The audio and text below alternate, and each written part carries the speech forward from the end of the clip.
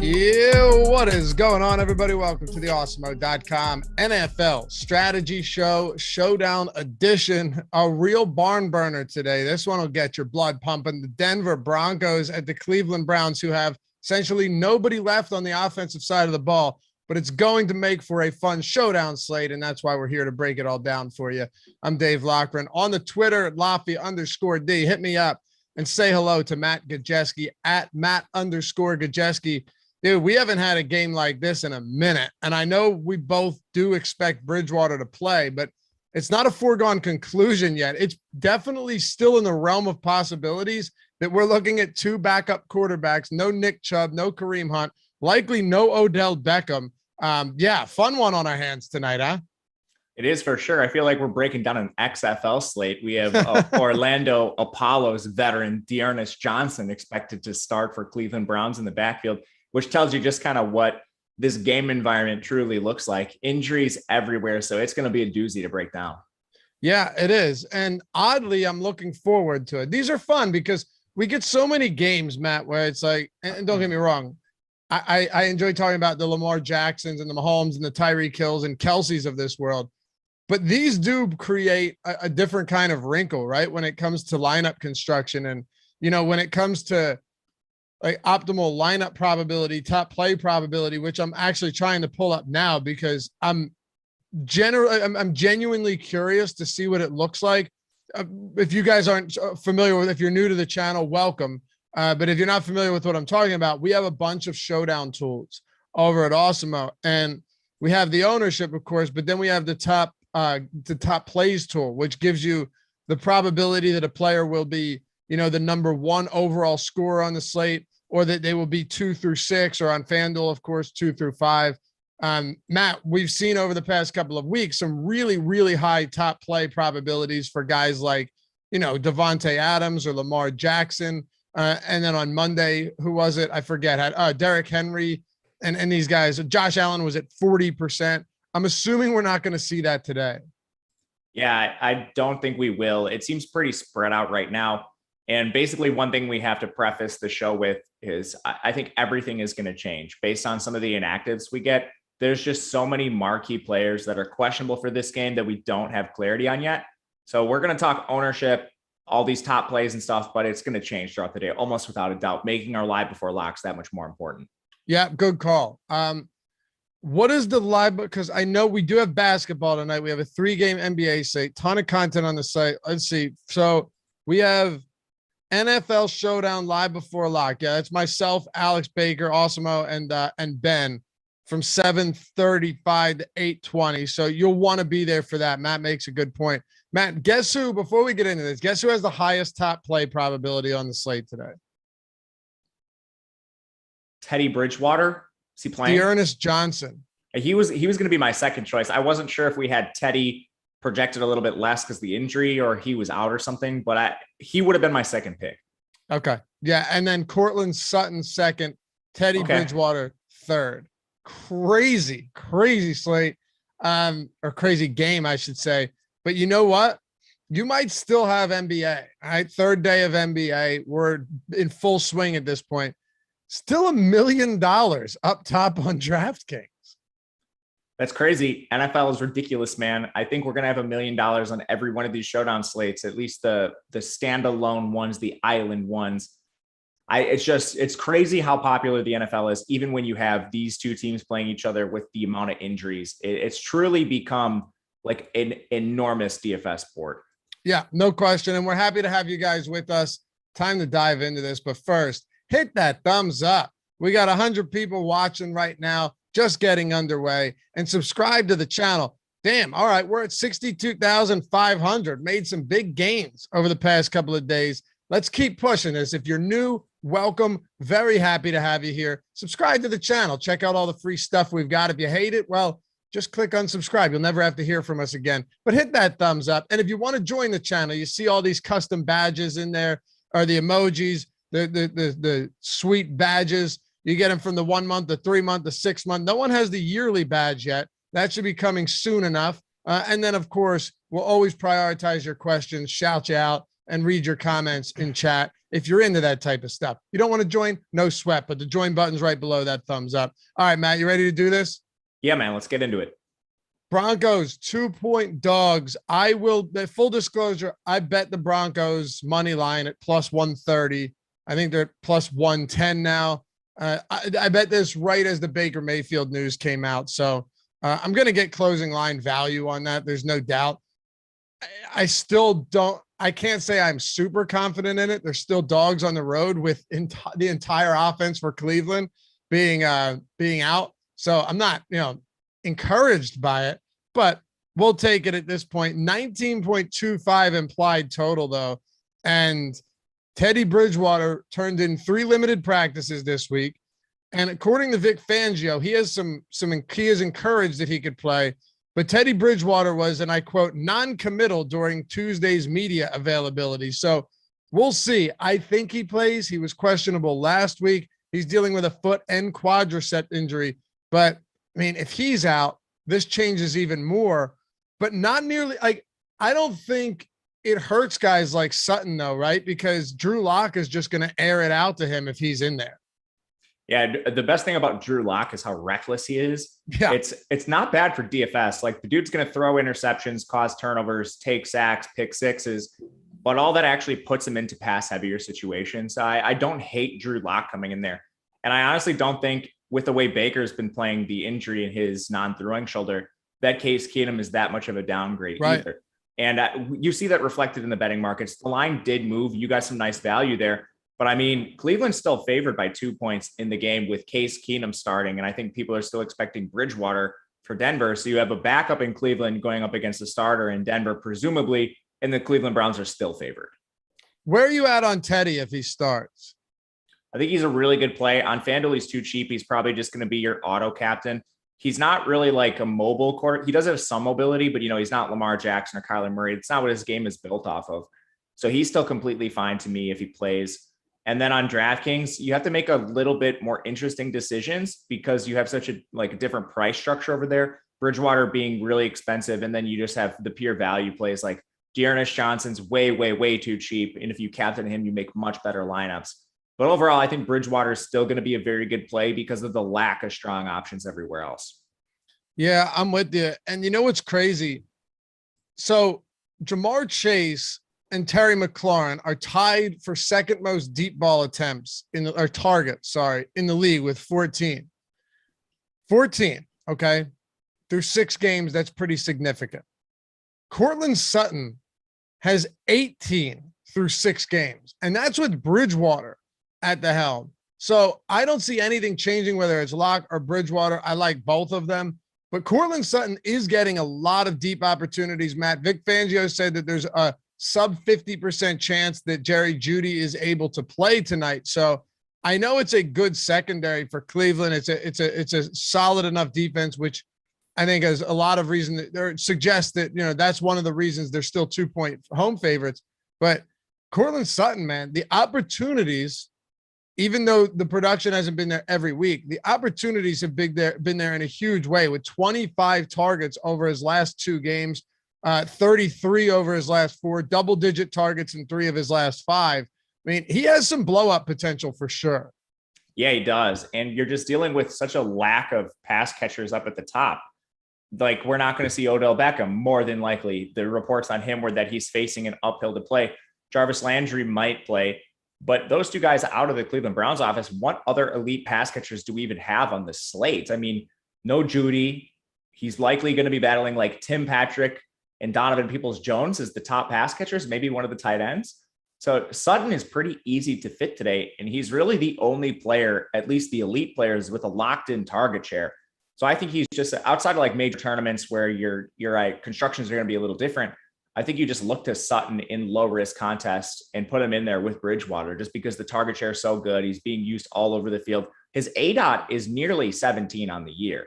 We like to talk about guys if they like eclipse that 20 yard per reception mark. Like he's seeing nearly that on just targets. Courtland Sutton has been phenomenal over the last 2 games. He is nearly 44% of the air yards. So he's somebody I think you're just trying to prioritize. Yeah, I'm with you. I mean, at this point, there's Tim Patrick, there's Noah Fant, who's been, I'd say pretty underwhelming this season. The secondary for Cleveland is interesting to me too. Atomic Bomber says Cleveland secondary is absolute trash. Yeah, it's funny where you look at them. Like if you're looking at the coverage grade on PFF, Cleveland is top 6. If you're looking at the DVOA grade on Football Outsiders, they're 20th. If you're looking at just other metrics, like they're allowing the 3rd lowest completion percentage, but they've also allowed 14 passing touchdowns, Matt, which is 3rd most in the league. So they've really been, it's like a Jekyll and Hyde type defense this year in the secondary for Cleveland. Yeah, the defense is pretty good overall. So it's, again, matchups don't mean a ton to me. I'm trying to decide these little things based on volume and projections and ownership, but they overall are a very, very good defense. You would think so. I mean, Denver still has a sub 20 implied total here, but I'll just listen. It doesn't, what Atomic Bomber, whether Matt and I agree with you or disagree with you or kind of, somewhere in the middle, it doesn't really matter when Atomic Bomb Mother, I should say, it really doesn't matter when you're getting the type of volume that Courtland Sutton's getting, and the peripheral guys aren't really that impressive. Now, we can talk about guys like Tim Patrick because he has at least been reasonably effective since Judy went down, right? I mean, he's giving you decent enough numbers last week, albeit not with the biggest volume, but he's the clear number 2 in this offense right now. Yeah, I love Tim Patrick. He's just has such a clear path to volume too, but Sutton is handling an immense workload. With Patrick, he's tied for 15 targets over the last 2 weeks. That's the same as Noah Fant, but he's being used downfield a little bit more. He has a 20% air yard share to Fant's 14%. It's just so much of this is flowing through Sutton that it's going to require some outlier efficiency wise or something like that for Tim Patrick to get there. He's a player that it's hard to take a stance on at this point in the day, because I think maybe you'd prefer like a Jarvis Landry over him if we get news on his status at one time or another. But I'm trying to prioritize Sutton, and then the ancillary players I'm filling out through my roster, it's heavily going to depend on injuries. Patrick is somebody I think who could be in there if you're seeing something like no Odell Beckham or Jarvis Landry and you're just looking for consistent target shares. But he's kind of in that lower tier range just below Sutton. And like, to speak to Cleveland's defense just one last time, as far as yards per attempt go through the air, which is a pretty good metric, just basing everything on a per attempt basis, they're middling. So I think they kind of split the difference between PFF grade and DVOA. But at the same time, like, you're talking matchups for these players, like in the chat, that's in your projection system. So if you look at that, like, it's going to be reflected in projections, which take all of that into account. So like seeing Courtland Sutton as the 2nd highest owned player and just looking at raw projected score, he's among the top. The matchup doesn't make any difference to me. Like, I don't care about that. Okay. Yeah. I mean, it's already in there. Like, you're sure. double counting it. If you like make a decision based on Cleveland's good secondary, you're just double counting it. Yeah, that's a good point. And we still have him with one of the highest leverage scores on the slate, despite his ownership. It just speaks to what other options are on this slate. Like, what guys can really break the game open. And there aren't a ton of them. I'm not saying Tim Patrick can't. And I guess I kind of misspoke earlier when I said Noah Fant's been a bit disappointing. He's been inconsistent would have been a better way to put it, Matt, because Noah Fant's had a few games last week. I think he had 11 targets. He has found the end zone in 3 of 6 weeks. There have been some games for sure, but there's no doubt that he has been a far bigger focal point in the offense when they are trailing. Okay. So if you look at like the last 3 weeks outside of that Pittsburgh game, he's been targeted double-digit times. Against Baltimore. They got stomped in that game. And then they were down by 3 scores to Las Vegas. He was targeted 11 times with a nice target share. And of course, touchdowns in both. So this is one of those games where I do worry that it's going to be an absolute slog fest. Now, that doesn't mean you're not targeting these guys because, 7 targets from Noah Fant in a low total game like this, where there's no other games as competition to play players elsewhere or to roster other players. You don't need those type of ceiling games necessarily, but do you see this potentially as a game where both teams are more conservative, or if we have Bridgewater, do they just, try and throttle the Browns and do as much as they can through the air as well? I think it'll be pretty conservative and slow on both sides. We know both these teams like to ride the run. And I think injuries are going to play a big role in this. With Fant, he just is really involved, and it has come in inconsistent ways. You see these big spike target weeks, and then he'll drop back down. But ultimately, he is still 6th overall in the NFL in just raw targets for tight end. His target share is even higher than that if they do find themselves in a pass-heavy game script, which is positive in this situation. And I think that's only going to remain constant or increase without Jerry Jeudy in the fold, which is something we've seen marked by last week's game in particular. And with it projected to be as close as it is, I don't think Denver is going to be able to just take a completely run-first approach. I think they'll have to be fairly balanced in this one. Yeah, I'm with you. Listen, Fant is the tight end 6 this year too. So, man, kind of speaks to how bad tight end is. Oh, it's awful. Dalton Schultz is the tight end 3. Catch a lot of what's Knox? Dawson Knox. 5. I was going to say, you catch a lot of touchdowns in these powerful offenses. That's how you do it.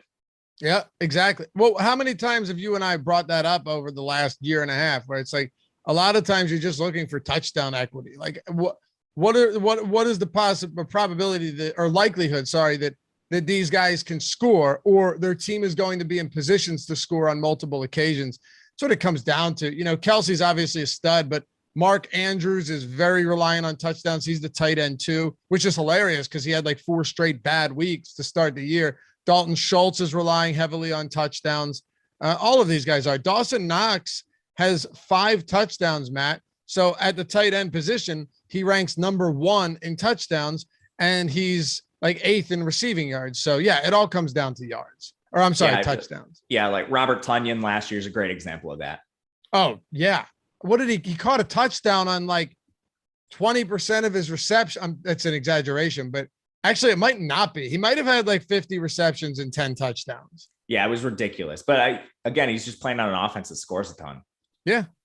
Well, when you throw, what did Rodgers throw, like 50 touchdowns or something? Yeah. That's going to happen. Yeah. He had 11 touchdowns on 59 targets. That's unbelievable. And, and 52 receptions. So he had what? A 19% touchdown rate? Stupid. He has 1 touchdown this year. Yeah. Regression. Unreal. All right. So if you're ranking Sutton, Patrick, and Fant, I know it's tough to do because all of these guys are more than viable today. All of them are pulling considerable ownership. Their ownership right now, just overall ownership, Cortland Sutton 3, Fant 5, and Tim Patrick is 6. So they're all up there, Matt. But if you were to rank them in priority order, who would you put first, second, and third? I would put Sutton 1. He's the only receiver, pass catcher, whatever you want to call it, with a clear path to targets on this slate right now. I think the status of Beckham and Landry could change that a little bit, but both of them are dealing with injuries. Sutton is the only healthy one there. From there, I'm going to side with Tim Patrick just based on price and role. And we're talking DraftKings here. No offense, slightly more expensive over there.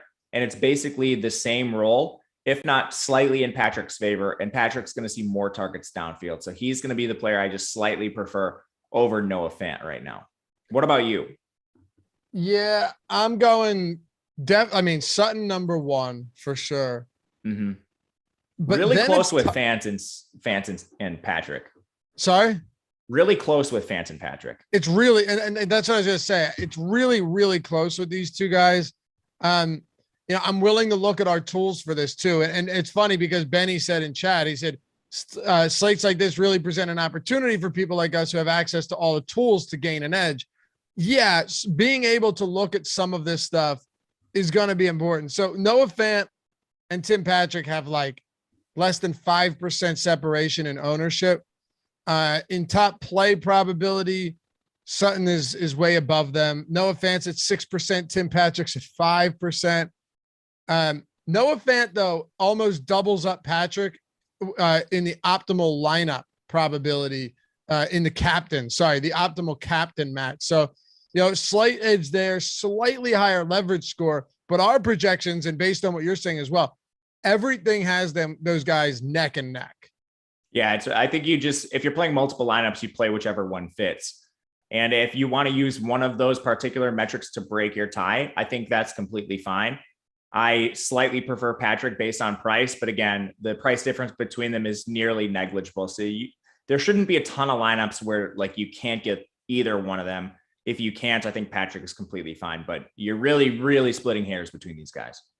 You know, it's funny too, because Cortland Sutton leads the team with 9 red zone targets. He already has 3 inside the 5, only 2 scores on the season. I think we'll start to see a bit of regression, positive regression there. Tim Patrick has 5 red zone targets. Noah Fant has 8. It looks like Fant and Sutton, and there's no reason they shouldn't be, Matt. And this might be a small tiebreaker, but Noah Fant and Cortland Sutton are the 2 clear top red zone options on this team. Tim Patrick being a third, but kind of a distant third. Yeah, that is true. That's a good point. You could definitely use that as your tiebreaker too. I'm completely fine with that. Cool. And we do have Fant higher projected for what it's worth. It's right. Slight, but he is higher projected.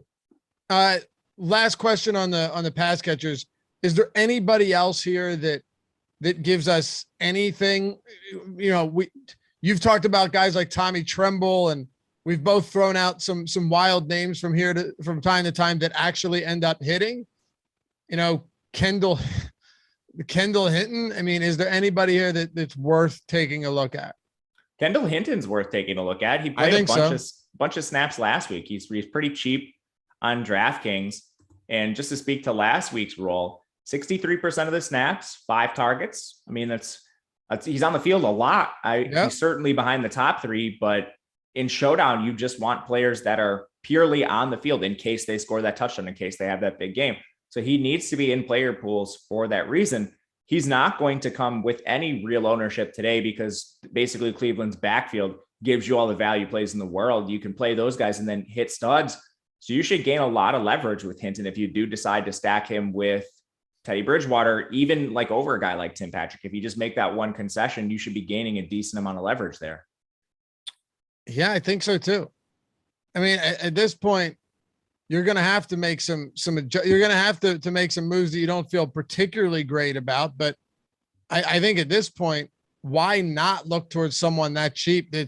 He's the wide receiver 3, Matt, and sure, he's a distant wide receiver 3, but a wide receiver 3 at a cheap price playing 65% of snaps. Yeah, why not?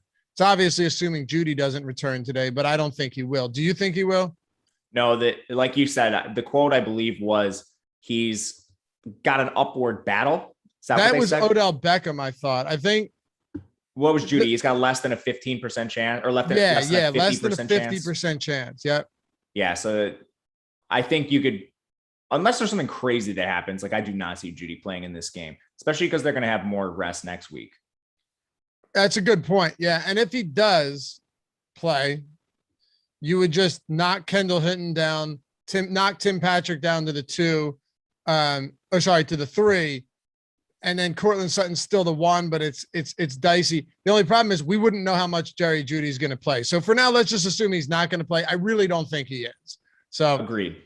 The running backs too. I'm not positive what to make here because you can look at carries over the past few weeks and you can try and distinguish something from that, but it's difficult, Matt, because they went 3-0 to start the season against the Giants, Jags, and Jets. Okay. They routed all of them. And then they faced Baltimore, Pittsburgh, and Vegas. And really they got shit on by all 3 of them. So it's been 3 up, 3 down. And we predicted this from the jump. Like they're not as good a team as they are against the Jets and the Jaguars and the Giants. It's just the way it is. They're 3-3 going into this one. But I certainly think now that you're looking at a team that will probably want to run the ball a little bit more than they have, assuming that Cleveland doesn't somehow get off to a big early lead. Yeah, I agree with you. And that's something they've shown in the past that they do want to be a little more of a ball control team. The tough part is like these guys are in a 50-50 timeshare, like as close to 50-50 as you can possibly get. In the red zone too. The red zone, the pass game, everywhere on the field, it is a 50-50 timeshare between these guys. Our projections in the past have slightly liked Melvin Gordon a little more. I basically am just going to defer to price with this and play both guys in multiple lineups. and then just try to spread my exposure to them both, because you could very easily see a situation where Gordon has 2 touchdowns, or maybe it's Williams that gets in the box twice and one of them has a big game versus the other. But predicting that is going to be so difficult. It's going to be really tough. I mean, at this rate, I don't know how to predict it outside of assuming that they both get around 50% of carries. Is there really any other way to try and decipher which one of these guys is going to get the bulk of the work? I don't think so. Like Demaria Crockett has 3 attempts on the season. Williams has 65. So right now, what is it? Let's see. Melvin Gordon has 51% of running back carries. 51%. It's literally right down the middle. So we'll see.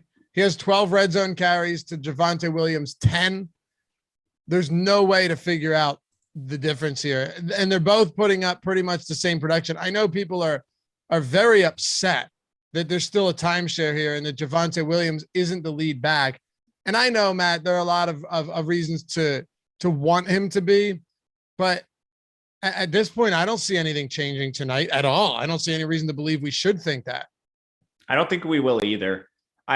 Melvin Gordon was on the injury report, but he logged a full practice, so I'm not scared of injuries for Melvin Gordon. Their efficiency has been the same. Like if you want to look at some yards per attempt metrics, like Melvin Gordon, 4.7 yards per attempt, Javonte Williams, 4.6. And Melvin Gordon actually has the edge in yards per reception. So, I mean, Javonte Williams has rattled off a few unbelievable highlight runs, just crazy broken tackles. But Melvin Gordon has not been inefficient either. Like he's right there with Javonte Williams. So it's not like Javonte Williams is outplaying Gordon and earning more snaps. Javonte just has a few flashy runs that you see like on Twitter and ESPN, but Gordon's playing well himself. He is. Yeah, Javonte Williams has 3 runs of 20 plus yards, 1 of 40 plus, if we're just talking about like explosive nature. I mean, but really, like you said, there isn't a whole lot differentiating them right now. I'm pretty sure Melvin Gordon has only that one long one for like 70 or so against the Giants. But yeah, you're right. So are you just mixing and matching and hoping you get the right one? Yes, you can look at some like yards after contact. Javonte Williams, 227, Melvin Gordon, 194. Missed tackles, 22 for Williams, 13 for Gordon. So like efficiency, Williams has been a little better, but it's still pretty close. Like yards of 10 plus or runs of 10 plus yards, 10 for Williams, 6 for Gordon. So there is like a slight edge to Javonte Williams there. And I guess there's the chance, like as the shiny new toy, the guy they drafted in the second round, they potentially use him more throughout the year. We've seen teams like the Ravens do that, who have an efficient back in Ingram, but then they slowly move towards J.K. Dobbins. But again, we're speculating here entirely. It's a 50-50 timeshare. I think you split your exposure. And like in optimals today, I didn't get either of them in just like cash games. Right. Yeah. Are you willing to throw both of them into the same lineup in large field tournaments? Yes. You are. Okay. Yes. And that's really just a low ownership play there. Not to say that both of them themselves are going to be low owned, but I think both of them in the same lineup won't be all that popular. Yeah. And I think in those kind of lineups, you're probably, unless you think like Denver blows out Cleveland, you're probably not playing a lot of like Bridgewater and Sutton in those lineups. You're probably playing like more of the Cleveland side, assuming they're going to have to come from behind in some sort of scoring situation through the air. So if you do run them both, I would just be careful with the kind of lineups you're running because they are more expensive. We'll get to Cleveland later, but I'm far, far more likely to play both of those backs just based on price. If you haven't heard of Jock Market yet, well, I'm going to tell you how to get up to a $50 bonus on your first deposit when you sign up using the promo code Awesemo, AWESEMO. Actually, I just told you that's exactly how you do it. What is Jock Market?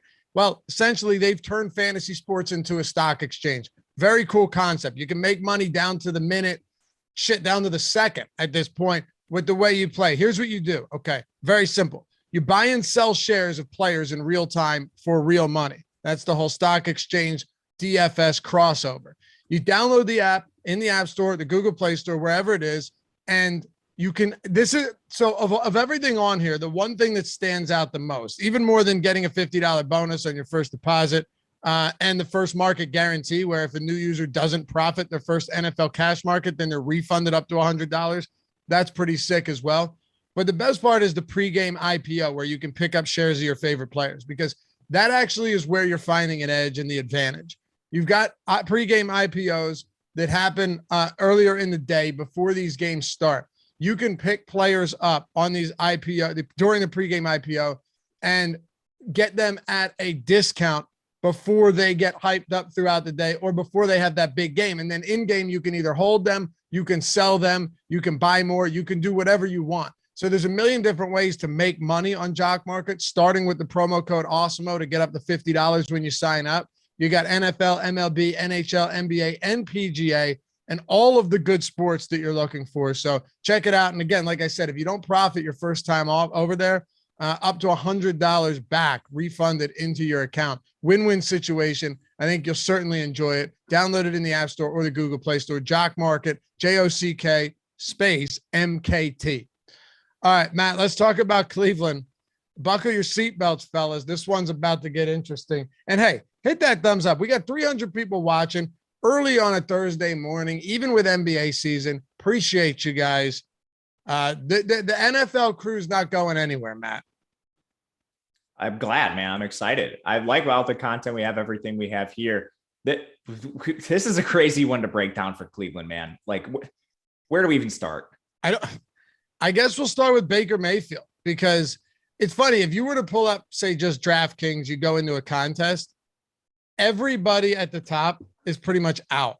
Like, all of the best players are out. And Baker Mayfield out, Nick Chubb out, Kareem Hunt on the IR, Jarvis Landry could be activated. We'll see. Odell Beckham has an uphill battle to be ready for tonight's game. It's very possible that they're without their starting quarterback, the 1-2 punch in the backfield that has been electric this season and every season really, and their number one wide receiver. This is not your typical showdown slate at all, Matt. And now you've got Case Keenum confirmed as the starter. You made a point earlier, and I don't disagree, that it's very possible that as it stands in Baker Mayfield's current condition, maybe Case Keenum isn't the biggest downgrade, even though he hasn't started a game in 2 years. Yeah, I mean, you can look at Case Keenum's career stats. His completion percentage is above 60%. He's at 62 there. His yards per attempt is middling. And I mean, he's a backup. He's a backup game manager, but coming into this kind of game environment, like Case Keenum can certainly spot start for you for a game. He's better than a lot of backups in this league. And I think the most telling thing that we have here is line movement from Vegas and bookmakers. This did not change a ton when Baker Mayfield was ruled out and Case Keenum was named the starter. It changed a little bit, but they're still 2-point favorites here. And I think they're going to try to hide him as much as possible, run a lot behind their offensive line. Again, they're really banged up there, but they do have some players that have shown a little bit. So with Case Keenum, I think you can play him just because he's a quarterback player, of course. And anytime you get quarterbacks with like low ownership, that's certainly something you want to target. But the upside with him is a little muted, in my opinion, just because of the player that he is. Man, what about Keenum at the captain spot, right? He's got as a quarterback having a sub 10% top play probability and a 13% optimal captain probability. I mean, that's not awful. It's only 3% away from Teddy Bridgewater, who's number one. Is Case Keenum at this rate just somebody that we can throw into the captain spot, or should we not? Because it's not like he's super discounted either. No, I think you're splitting hairs with a lot of the top options here. Typically, your quarterbacks have, the highest likelihood of reaching that elite score that you'd want in the captain spot. Case Keenum is a little bit of an exception to that just because of the limited player he is. He's a game manager. He doesn't run, but at the same time, he's still playing the quarterback position. So he's going to have the ball in his hand every single time. Even if you see Denver come out in this game, get the opening kickoff and score right away, Case Keenum will be forced to throw a little bit. So there's still a pretty decent chance that he puts up a good score here and could be your optimal captain. At his current ownership percentage, it's actually very close to, like you just mentioned this. The ownership percentage he has right now in the captain spot is very close to optimal for the amount of times he actually ends up there. So I think he's a guy you could just be on par with the field right now. Or if you think, there's a higher chance, take a stand on a guy like Case Keenum because he's not drawing the ownership that a normal quarterback does. So the big question, and just to hit on a couple super chats here, and Huge Beat saying, I'm still at work hiding from the cameras for this. That's dedication, man. We appreciate you. All right, my favorite type of viewer is somebody that watches at work. Just saying. Where is it? William Fields, morning, good men. Did you guys cover Teddy Two Gloves already? Yeah, if you go back to the Broncos, we did, but essentially, Matt, we like Teddy Bridgewater, and if he's active, which we both believe he will be, he has the highest optimal captain probability, and he's third highest probability to be the top overall scorer on the slate. Yeah, we like Teddy Bridgewater. Yeah, you said it well. We like him. All right. So what are you doing with the pass catchers here? Let's assume that Odell Beckham doesn't play, because right now he's trending closer to doubtful than he is to probable, even closer to doubtful, according to Stefanski, than he is to questionable. They are expected to activate Landry from the injured reserve. So that's interesting. I don't know if he's actually going to play, but if he does, that would leave him and then Donovan Peoples-Jones, who was in tournament-winning lineups last week, Matt. Actually, I think he was in the Millie Maker with Baker Mayfield last week, had a huge game, and, of course, a pretty lucky Hail Mary reception in the end zone as well. Yeah, a pretty ridiculous. He was like the marquee win sprinter to begin the season, and he just popped up for that huge game. So for those of you that stuck with him, you were rewarded. But I think you summed up the receiver situation well. Based on what we know right now, we're not expecting to see Odell Beckham. I think there's a decent chance we could see Jarvis Landry. Some of the language on him was a little bit confusing. He was labeled as somebody that was going to, quote, move around on Tuesday. So that doesn't really bode well for, a full-time role. And I don't think we would see Jarvis Landry immediately come out and be 100% of the snaps, 100% of the routes. But again, that is a little bit of speculation. And I think Landry's going to pop in a lot of optimals tonight, just based on a lack of other options. And when he's healthy, he should be the presumed wide receiver one. It's just you have to toe that line with how much do you think he actually plays in his first game back. And some of these quotes that came out of Cleveland on Tuesday, again, weren't the most optimistic. Tony Boyer says, I know I haven't commented in a while, but it would be amazing if you two could wish me a happy birthday. # loyal viewer. Happy birthday, Tony. We like loyal viewers here, Matt. Tony, happy birthday, my man. Thanks for watching. Can you believe how insulting Jordan Klein, our producer, was to us this morning? It was unbelievable. I was a bit offended. Matt and I compliment Jordan Klein with a K, of course, and say, listen, dude, you're a great producer. You're the best one we've got. And we like talking to you, and you're a likable guy, and everybody loves you, but you don't overstep as a producer. We're trying to get ready for shows. Sometimes you have people that just keep talking and talking and talking and stuff like that. And he goes, yeah, well, I don't really feel like talking to you guys anyway. I mean, Matt, an egregious coming immediately after a compliment. I know Jordan Klein, we've talked about this before. He doesn't like to accept compliments. In a way, maybe this is his version of, I appreciate what you guys said. I just don't really know what to say. I'm going to try to spin this as a positive for Jordan. It definitely could. It definitely could be. You're right. He hears a compliment and his brain just, it short circuits, right? I don't know what to say. I hate you guys too. So appreciate you though, Jordan. I know everybody does. Jordan with a K. All right. So if you were, man, I know you just talked about this though, and you're right. Peoples-Jones, remember earlier in the year, it was Anthony Schwartz that was getting those targets in week 1, and Donovan Peoples-Jones did nothing. So it's weird. How would you prioritize the wide receivers if Landry does play and if Landry doesn't play? Hopefully we get some news on his potential role. I'm just waiting for a Shefty bomb or something. Hopefully, if we do not get any news, I think you'd have to assume Landry is just the wide receiver one. And maybe it's not on a pure snaps or route basis, but when they use him on the field, you'd think it's like a Rondale Moore situation or a Kadarius Toney situation where they have a plan for him. Like if he's limited, when they put him on the field, they are going to want to use him and going to want to do something with him. So he would still be the guy tentatively ranked number one. It would be close with Peoples-Jones, who we are assuming would play just full snap share, full route share, be the wind sprinter opposite Landry, and hopefully work his way into more targets like we saw last week. And hey, to you, Trip Anderson, you give me hope. You give me faith that society will be okay. Good man.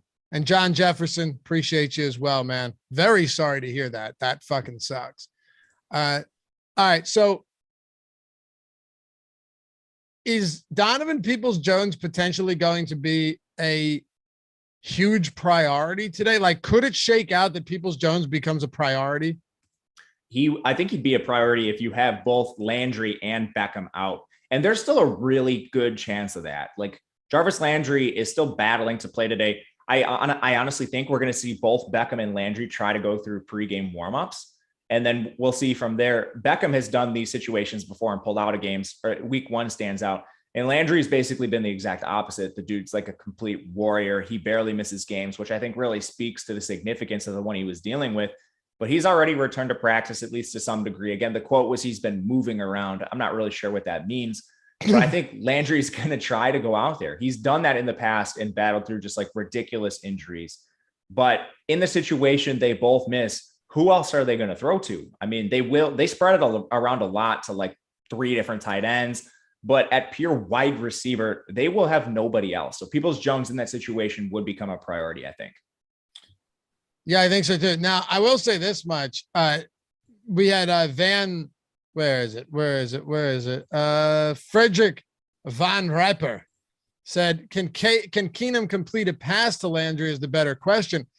Matt, honestly, I'd feel a lot more comfortable with Keenum throwing to Landry than Peoples-Jones. I mean, Landry is your perfect safety blanket if you're a quarterback who hasn't started a game in 2 years. So it wouldn't surprise me if Landry's out there and they say he's not going to be limited, if he gets peppered with targets tonight. So that's why you tune into Live Before Lock. You think about it. He is your perfect, obviously low ADOT, but perfect chain moving wide receiver. If you're a guy like Case Keenum getting thrown into the fire tonight.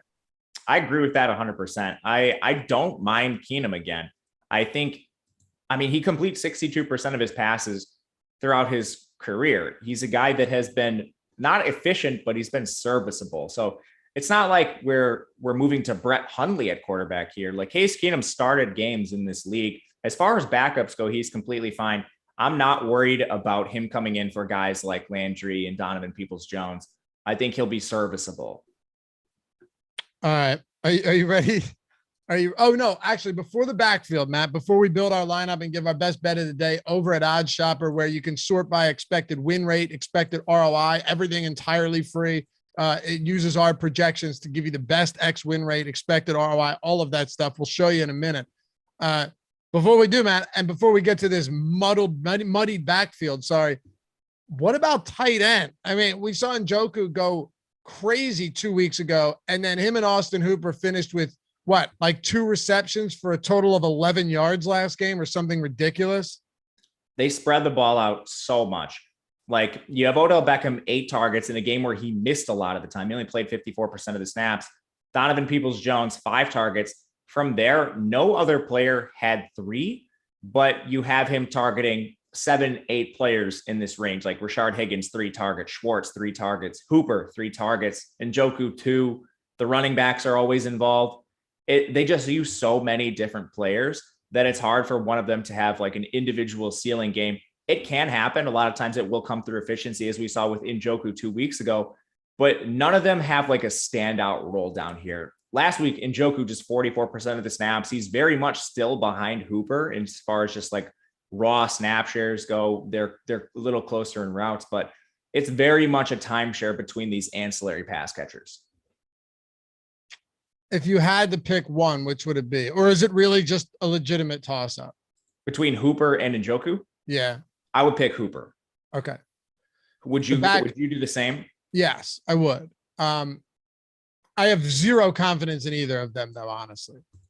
Yeah, they're so volatile. I mean, we can try to look at routes run here. Hooper still holds the edge, and it's not by a lot. It's about 17 routes. It's 141. Excuse me. It's a little bit closer than that actually, but it's still very close between the two. It's only 10 route difference between them.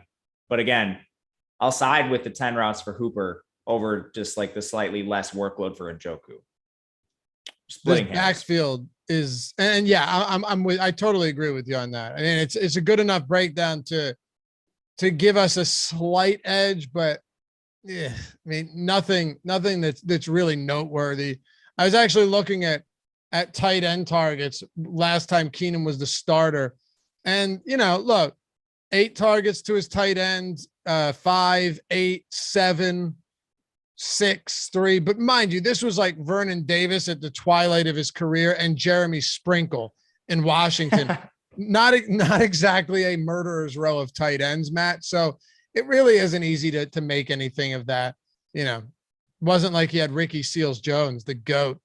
Where do we go with a backfield now that is comprised of Demetric Felton? I bet there are people watching this right now. We have some sharp viewers, but also a lot of people that view these shows actually have lives and families and jobs and careers and can't, scour the interwebs and the games for all of these players.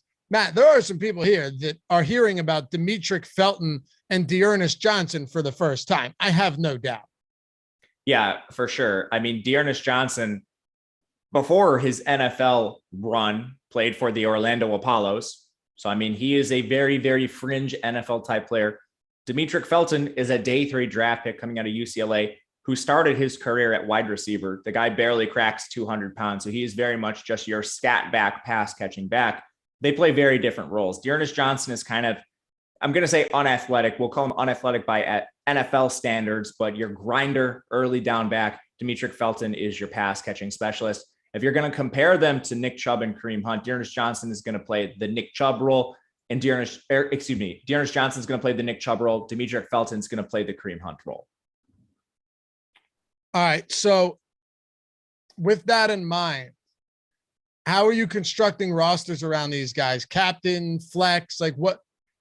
Are you playing 2 in the same lineup? Break that all down for us, Matt, because that's what really is important here. For sure. They're both going to be owned because they're the paths to getting what studs we do have left on the slate. That's how you get them. I ran some optimals this morning on both platforms. They're both going to be very, very popular. Dearness Johnson projects a little bit better for us. Again, this is super volatile because we're dealing with a backfield that has no sample size anymore. We can go out here and say Dearness Johnson is going to be the lead back. We just don't know if that's going to be the case. We have clues, and I do think he's the one that should be favored slightly over Demetric Felton, but we just don't know. On DraftKings specifically, when I ran optimals, they're both in it. Like they're just so cheap. And for the projected role they have as a team that's still favored in this game, it's just very easy to get them both. And they do allow you to jam like both quarterbacks and Cortland Sutton. With the projected workload they'll see, it's hard to get away from playing both.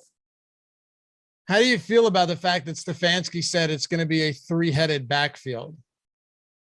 I think we just don't know. Coaches lie all the time, but you're right. I wouldn't be surprised at all. And I mean, they're basically coming in and taking guys like straight off the street. So how much can like the third back for Cleveland actually play? Like, can he actually be like acclimated to the game well enough to get out there and have this be a true 3-way timeshare? I have my doubts, but again, completely uncharted waters. It is pretty wild though, right? That Dearness Johnson has the highest top play probability right now. This could change throughout the day, but that's pretty crazy. Right. Like the third back, we're talking about John Kelly. Yeah. He was just signed off the street. How much do we think like a guy that was on his couch last week is going to play? Like I know he said 3-way timeshare. We need to put something into You're right though. No, but you're right. I'm a little hesitant to think it's like just a direct 3-way committee. There's no possible way. Why would you even want to do something like that? You're right. There's zero reason to do that.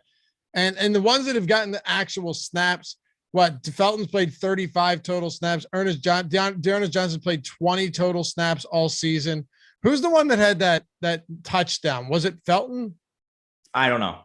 Okay. One of them scored on like actually a nice touchdown. It must have been Felton.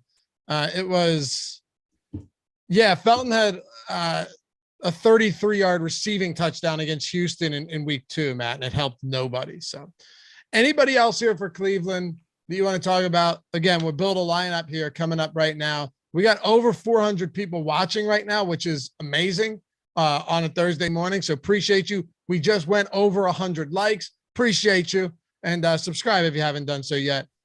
The defenses, Matt, we got to talk about the defenses and the kickers here because this one could be low scoring. It currently has a total of 40.5 points, down from 44 at the open. This could be a spot where you have like Teddy Bridgewater or Drew. I shouldn't say July because we assume Bridgewater is going to play, but this could be a one where defense is in the optimal, maybe even in the optimal captain. I don't think that happens, of course, but defense is definitely in play tonight. I think so too. You have a pretty big mismatch with Cleveland's pass rush against Denver's offensive line. Looking at pass blocking specifically, Denver's about average, middle of the pack, but Cleveland just has an elite pass rush, most of that stemming from Myles Garrett. So I do think that is a pretty big mismatch. On the other side, Cleveland has a really good offensive line. So Denver has a pretty good pass rush themselves, but overall, like Cleveland's 6th in pass blocking, and then you have Denver's pass rush at 24th. So there are injuries to note for Cleveland's offensive line. This isn't just the same unit they've been trotting out there all season long, but I do think one of those advantages does side with the Cleveland Browns. And I think that's reflected in the total overall. As 2-point favorites, there's a higher chance you see Cleveland playing from ahead in this game. And then you just have to have Denver playing from behind, passing the ball more, where Cleveland can really tee up that pass rush and try to create some plays that relate to interceptions, sacks, and potential touchdowns. So I would tentatively try to get more Cleveland, but ultimately defense being such a volatile position in a low scoring environment like this, I think you just take what you get. Okay. Kickers, Matt?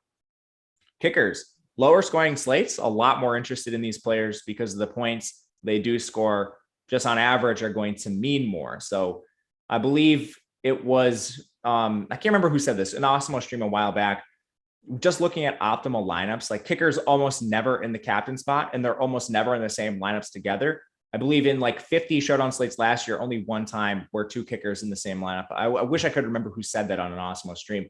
But basically the point is kickers are a little more valuable on lower scoring slates, maybe where you're expecting defensive games, slogs, and a field goal just in terms of raw points scored is going to be more impactful. You just have less chances for these bigger players, these receivers and running backs to put up elite scores and outscore the kickers. So lower scoring environments, very interested in them. I think it was you and me doing a show and Terry McBride. It was Terry. Chat. I think you put it in chat, right? Yeah, it was Terry. Yeah, because we discussed that. All right. Before we build the lineup, I should let you guys know that we got an incredible promo going on. We always try and do one, excuse me, right before the basketball season or football or baseball or hockey, any of them start. We want to give you guys access at the best cost that we can so you can get a look at everything we've got going on behind the paywall. You're talking player projections, ownership projections, the top stack tool, boom bust tool, lineup builder, fantasy cruncher add-on. Outside of Fantasy Cruncher, all of these tools built by the #1 ranked DFS player out there, Awesemo himself, and he's won a ton of money doing it.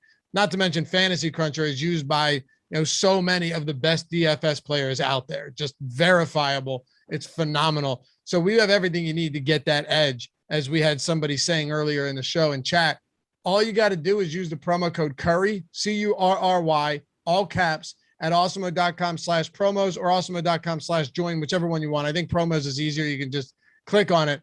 Get you 50% off your first week of Awesemo Plus Platinum. Not just football, not just basketball, every single sport we have: PGA, MMA, NBA, NFL, MLB, NASCAR, you name it, esports. We've got it all over there.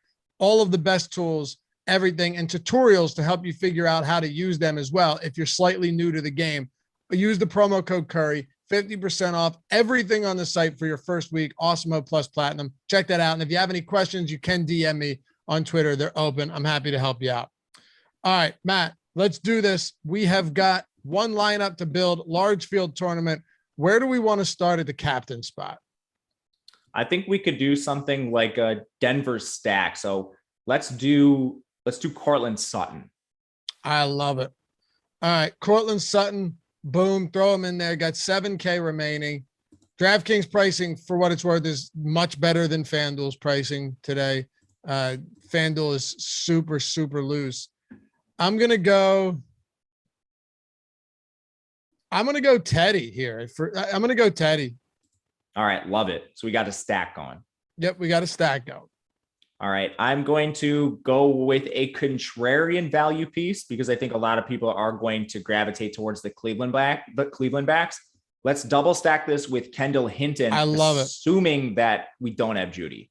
I love that. Opens things up. Still gives you the wide receiver 3 option, who was targeted 5 times, played 60+% of snaps last week.